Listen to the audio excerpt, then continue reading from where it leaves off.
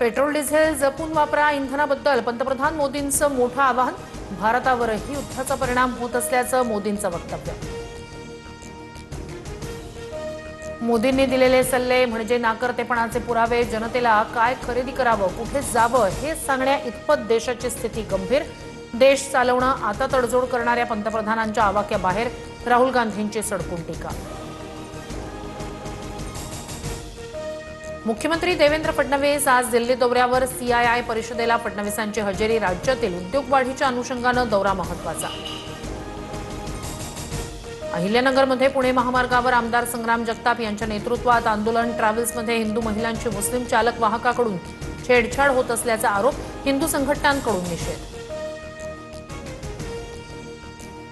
TCS प्रकरणातील आरोपी निदा खानला आज कोर्टात हजर करणार. जप्त केलेल्या मोबाईलबाबत फॉरेन्सिक अहवाल कोर्टात सादर करणार. अश्विनी चैनानीसह 4 आरोपींच्या जामीन अर्जावरही आज सुनावणी. बोईसरच्या मुख्य बाजारपेठेत ग्रामपंचायतीकडून फुटपाथवरील अतिक्रमण हटाव मोहीम. कारवाई दरम्यान काही स्थानिक महिला आक्रमक झाल्यानं तणावाचं वातावरण.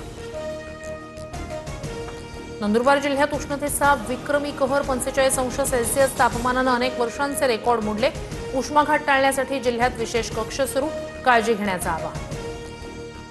वादळी पावसामुळे रत्नागिरी जिल्ह्यातील 26,000 कुटुंब अंधारात. अनेक ठिकाणी महावितरणचे पोल कोसळले. 1,11,000 ग्राहकांना फटका.